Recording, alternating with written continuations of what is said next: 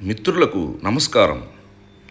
October 2 Gandhi జయంతిని పురస్కరించుకొని దక్షిణ భారతదేశంలోనే ఏకైక గాంధీ ఆశ్రమాన్ని మీ అందరికీ చూపించాలనే ఉద్దేశంతో ఒక చక్కని డాక్యుమెంటరీని తయారు చేశాం. గాంధీ మహాత్మునికి నెల్లూరు జిల్లాతో ఉన్నటువంటి ఆత్మీయ సంబంధాన్ని మీ ముందుంచే ప్రయత్నం చేశాం. ఇదే పల్లెపాడు గ్రామం. ఎంతో నిర్మలత, ప్రశాంతత, రహదారులకు ఇరువైపులా పచ్చటి తోరణాలు కట్టినట్లుగా ఉన్నటువంటి కొబ్బరి తాటి చెట్ల నిలయం ఈ పల్లెపాడు గ్రామం. సత్యాగ్రహ గాంధీ ఆశ్రమానికి దారి చూపిస్తోంది చూడండి. ఎంతో ప్రశాంతంగా ప్రవహిస్తూ ఉన్నటువంటి పెన్నా నదీ జలాలు, చల్లటి గాలి హోరులు, ఎంత అందంగా ప్రకృతిలో ఒదిగి ఉన్నటువంటి ఆశ్రమాన్ని మీరు చూడబోతూ ఉన్నారు.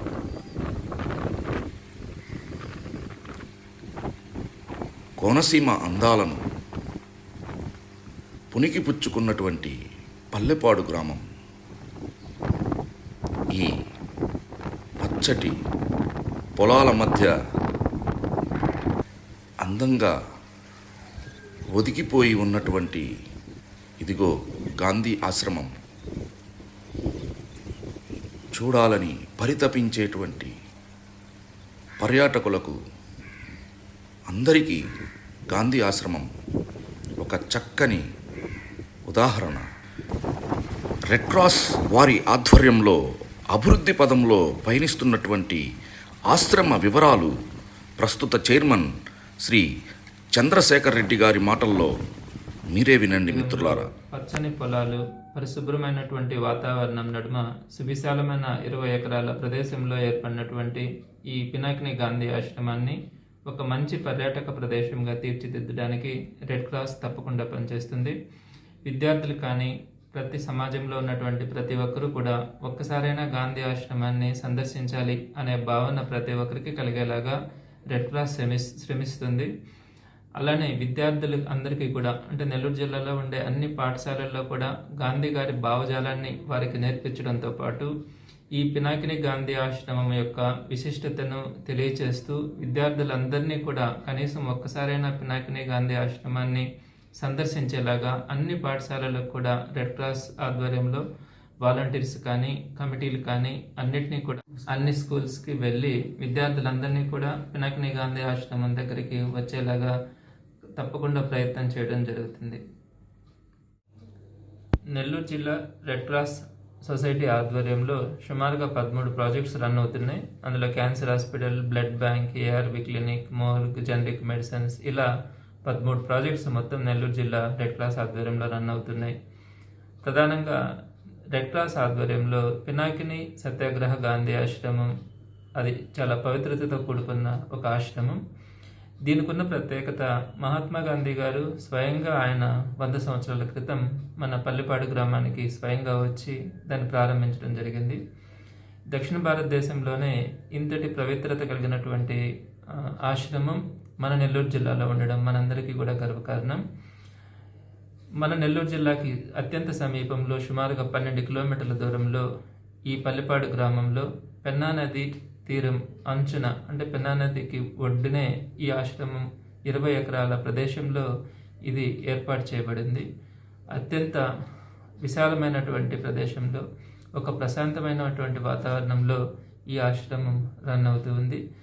గాంధీ మహాత్ములు ఏదైతే ఆశించారో, అంటే మద్యపానానికి దూరంగా ఉండాలి, ధూమపానం చేయరాదు అనే అటువంటి అంశాల గురించి ఆయన ఏదైతే కలలు కన్నారో ఆ అంశాలపై ఒక డీఅడిక్షన్ సెంటర్ను కూడా మన పల్లెపాడు గాంధీ ఆశ్రమంలో ప్రారంభించడం మనం స్టార్ట్ చేస్తున్నాం. ఇది ఇంకొక 4-5 నెలల్లో ఈ డీఅడిక్షన్ సెంటర్ కూడా పూర్తవుతుంది. ఆశ్రమ అభివృద్ధికి నిరంతరం కృషి చేస్తున్న రెడ్ క్రాస్ కార్యవర్గ సభ్యులందరికీ ధన్యవాదాలు. ఇక ఆశ్రమంలోనికి వెళ్దాం మిత్రులారా. స్వాగత తోరణంతో ప్రారంభమై ఎన్నో పచ్చటి పూల చెట్ల మధ్య సుందరంగా ఒదిగి ఉన్నటువంటి ఈ గాంధీ ఆశ్రమం మనలను రారమ్మని పిలుస్తోంది. మిత్రులారా, ఇంత అందమైన ప్రకృతి రమణీయత కలిగి ఉన్నటువంటి ఆశ్రమం మన నెల్లూరు జిల్లాలో ఉండడం మన అందరి అదృష్టం.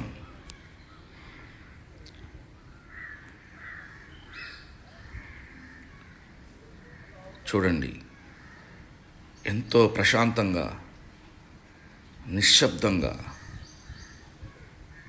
మనకు దర్శనమిస్తున్న గాంధీ ఆశ్రమం యొక్క ముఖ చిత్రం. గాంధీ మహాత్ముని అద్భుత విగ్రహం.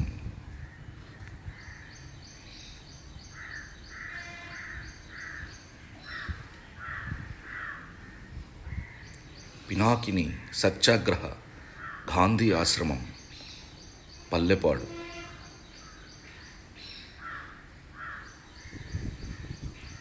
రుస్తుంజీ భవనం 1925.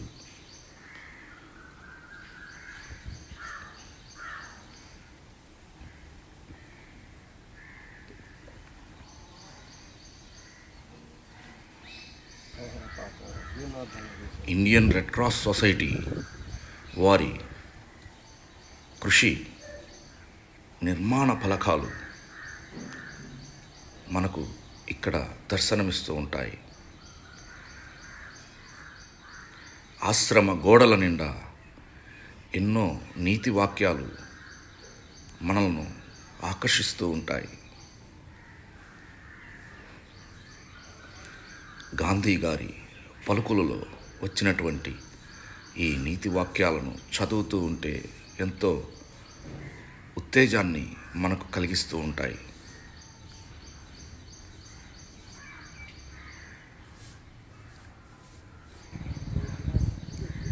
శ్రీ పొనక కనకమ్మ గారు ఈ ఆశ్రమానికి 13 ఎకరాలు విరాళంగా ఇచ్చినటువంటి స్వాతంత్ర సమర యోధురాలు, గాంధీ గారి శిష్యురాలు.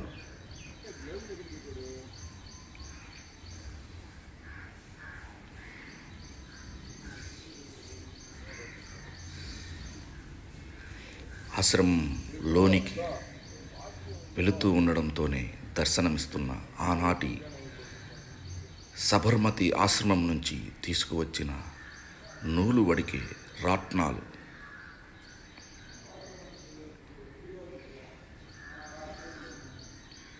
గాంధీ గారి సహచరుల చిత్రపటాలు,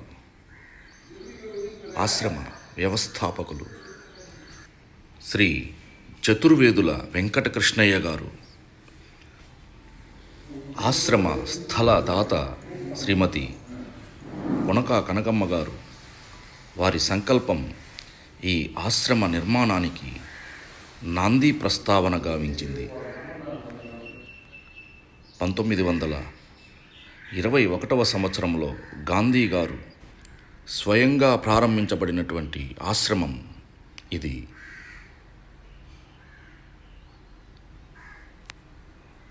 నెల్లూరు జిల్లాతో స్వాతంత్రోద్యమ కాలంలో సంబంధం ఉండినటువంటి స్వాతంత్ర సమరయోధుల వివరాలు ఇక్కడ మీరు చూస్తూ ఉన్నారు. ఎంతోమంది స్వాతంత్ర సమర యోధుల చిత్రపటాలు ఉన్నటువంటి ఏకైక ఆశ్రమం ఈ పల్లెపాడు గాంధీ ఆశ్రమం. ఇంతమంది స్వాతంత్ర సమరయోధుల త్యాగ ఫలితమే మన దేశ స్వాతంత్రం. వీరి చిత్రపటాలు చూస్తూ ఉంటే దేశభక్తితో మన శరీరం ఎంతో ఉత్తేజంతో నిండిపోతుంది. వీరి త్యాగ ఫలాలు మనం ఏనాటికి మరోలేం.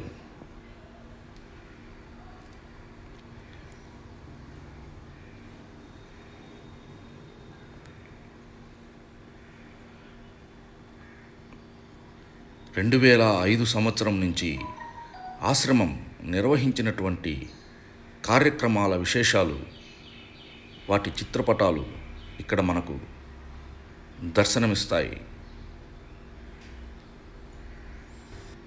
దేశంలోని ఎంతోమంది ప్రముఖులు ఈ ఆశ్రమాన్ని సందర్శించి వారిచే నిర్వహించబడినటువంటి కార్యక్రమాల విశేషాలు ఇక్కడ మీకు కనపడతాయి.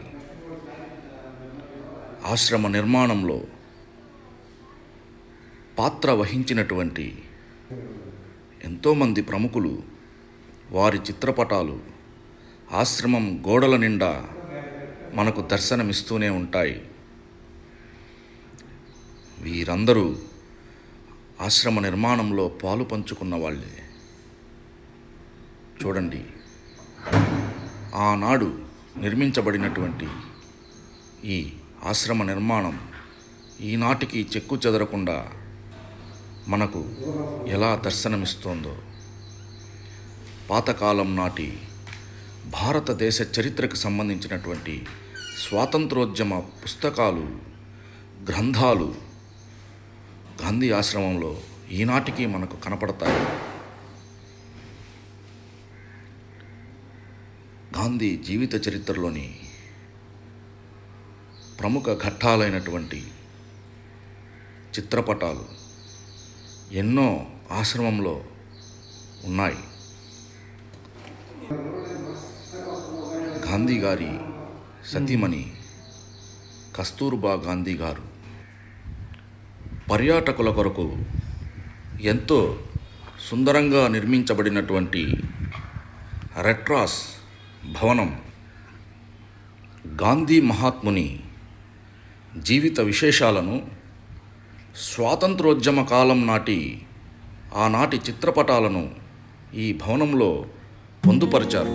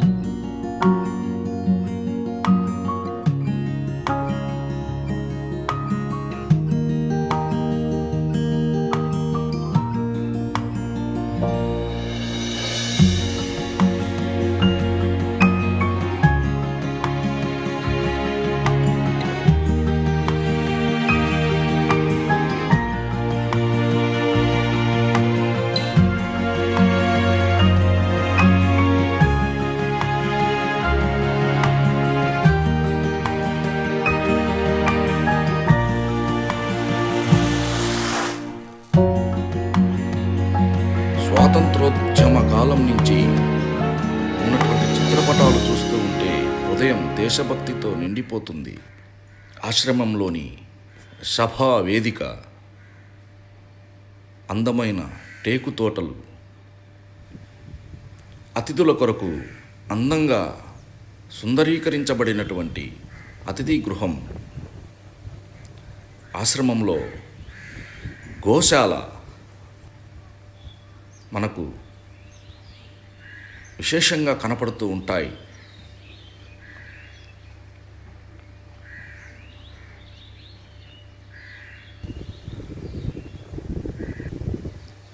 మహాత్మా గాంధీ గారు పాటించినటువంటి మూల సూత్రాలలో ముఖ్యమైన నిరాడంబరత, ఎవరి పనులు వాళ్ళే చేసుకోవాలి అనేటువంటి ఆదర్శనీయమైనటువంటి అంశాలను ఇక్కడ పాటిస్తూ గాంధీ ఆశ్రమ కమిటీ సభ్యులే వారి పనులు వారే చేస్తూ కనపడుతూ ఉన్నారు. చూడండి. నా పేరు నెల్లూరు రవీంద్రారెడ్డి. మహాత్ములు ఈ పల్లెపాడు గ్రామాన్ని అడుగుపెట్టిన వేళ సందర్భంలో ఈ పల్లెపాడులో నేను జన్మించటం నాకు ఒక అదృష్టంగా భావిస్తున్నాను. నేను ఇక్కడ మాజీ సర్పంచ్గా పనిచేశాను. గాంధీ మహాత్ములు 2 సార్లు ఈ గ్రామాన్ని సందర్శించారు. ఇక్కడ శబరమతి ఆశ్రమం తర్వాత 2వ ఆశ్రమం దక్షిణ భారతదేశంలో మొట్టమొదటిగా దీని గొప్పతనాన్ని గాంధీ మహాత్ములు 2 సార్లు రావటమే మనకు నిదర్శనం. గాంధీ మహాత్ములు మొట్టమొదట 1921లో మన పల్లిపాడు గ్రామవాసి చతుర్వేదుల వెంకటకృష్ణమూర్తి, హనుమంతరావు, దిగుమంతి హనుమంతరావు, బుచ్చి కృష్ణమ్మ వాళ్ళిద్దరు భార్యాభర్తలు. వాళ్ళతో గుజరాత్లో శబరమతి ఆశ్రమంలో గాంధీ మహాత్ముని కలుసుకున్నప్పుడు దక్షిణ భారతదేశంలో కూడా ఒక ఆశ్రమం నెలకొల్పాలని సందేశాన్ని గాంధీ మహాత్ముల ద్వారా వీళ్ళు తీసుకొని అక్కడ ఉండేటువంటి పల్లిపాటి మనవడు బ్రాహ్మణ కుటుంబంలో పుట్టినటువంటి చతుర్వేద వెంకటకృష్ణమూర్తిని కలుపుకొని కొండిపర్తి పుండయ్యని గౌడు కలుపుకొని నలుగురు ఇక్కడికి వచ్చి మొట్టమొదటి పెన్నా నది తీరం జీవనది, అప్పుడు జీవనదిగా ఉండింది. ఆ నదీ తీరంలో ఇక్కడ 2 ఎకరాలు భూమి కొని కుటీరాలు నిర్మించుకుని అప్పుడు ఈ గాంధీ ఆశయాలకి మన పనక కనకమ్మ గారు కూడా ఆకర్షితులయ్యి ఆమె కూడా ఒక 13 ఎకరాలు నీలి మందుల తోటలు కొని అప్పుడుట్లో తుపాకులు వ్యాపారం చేస్తున్నటువంటి దాన్ని మన గాంధీ గారికి దీన్ని హ్యాండ్ ఓవర్ చేసి ఆమె కూడా దీనిలో పాలు పంచుకొని ఆశ్రమాన్ని డెవలప్మెంట్ కోసం ఎంతో సహాయ సహకారాలు అందించారు పనక కనకమ్మ గారు. 1921 ఏప్రిల్ 7వ తేదీ ఆయన వచ్చి ఈ కుటీరాలను ప్రారంభించి అప్పటి నుంచి శాశ్వత ట్రస్ట్ బోర్డు మెంబర్లుగా దిగుమంతి హనుమంతరావు, ఆయన భార్య బుచ్చి కృష్ణమ్మ, చతుర్వేది వెంకటకృష్ణమూర్తి, పుడుపర్తి పున్నయ్య గారు ఒక డీడ్ రాసుకొని ఆ శాశ్వత ట్రస్టులుగా వాళ్ళు నియమితులయ్యి దీన్ని ప్రారంభించి తర్వాత దక్షిణాఫ్రికాలో ఉన్నటువంటి రుస్తుంజీ గారు వాళ్ళు 10,000 విరామం ఆ రోజు ఇస్తే ఈ భవనాన్ని కట్టారు. అక్కడి నుంచి దినదినాభివృద్ధిగా చాలా గొప్ప కార్యక్రమాలన్నీ చేశారు. చాలా పెద్ద వాళ్ళందరూ కూడా ఇక్కడికి వచ్చి అప్పుడు ప్రకృతి ఆశ్రమం మాదిరిగా ఉండింది. ఇక్కడ గుణపాటి జీవికే రెడ్డి వాళ్ళ నాన్నగారు గుణపాటి సుబ్బరామరెడ్డి గారు, గుణపాటి రామచంద్రెడ్డి గారు కూడా కొంతకాలం ఇక్కడ 40 రోజులు ప్రకృతి వైద్యశాల మాదిరిగా ఉండి దీన్ని ఆరోగ్యవంతంగా ఉండేటువంటి ప్రదేశం అని ఇక్కడ వచ్చి 40 రోజులు ఇక్కడ వాళ్ళ జబ్బులన్నీ నయం చేసుకొని మళ్ళీ కొత్త ఊరికి పోయినటువంటి సందర్భం ఆయన మాకు చెప్పడం కూడా జరిగింది. ఒక్క నిమిషం. ఆశ్రమాన్ని ఇంత సుందరంగా తీర్చిదిద్దిన కమిటీ సభ్యులందరికీ ధన్యవాదములు. విద్యార్థులు, పర్యాటకులు ఆశ్రమాన్ని సందర్శిస్తారని ఆశిస్తూ నమస్తే.